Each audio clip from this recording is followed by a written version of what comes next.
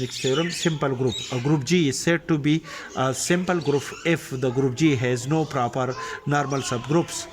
For example, let G be a group of prime order, then the group G is cyclic and hence abelian. Solution: since the order of the group G is equal to P, where P is a prime number, then the only divisor of the element P are the element P and the element 1 according to the definition of prime number.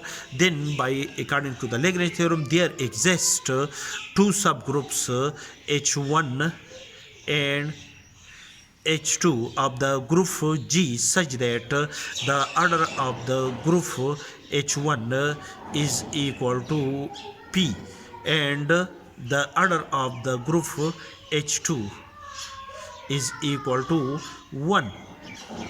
When the order of the group H1 is equal to P, which is also equal to the order of the group G, in this case we can say that the subgroup H1 is equal to the group G, and when the order of the group H2 is equal to 1, then the subgroup H2 contain only the identity element E of the group G. Therefore, there are two subgroups. Of order 1.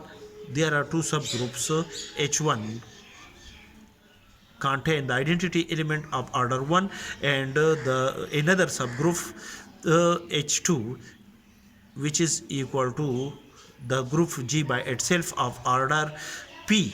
Therefore, the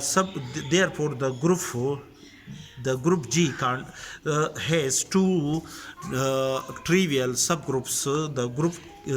Two subgroups H1, where H1 contain only the identity element, and H2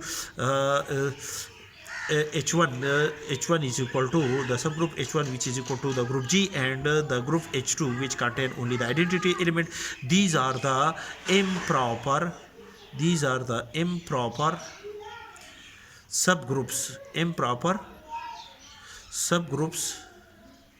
of the group G, and in this case, according to the Lagrange theorem, in this case we can decide that the group G has no proper subgroups, and therefore when the group G has no proper subgroups, then we can decide that the group G has no proper normal subgroups, and thus the group G, according to one of the theorem, that when a group G is said to be cyclic if the order of the group G is a prime number. Since the group G is a prime number, therefore the group G is a cyclic group, and according to one of another theorem, that every cyclic group is abelian. Therefore the group G is a cyclic group, is an abelian group.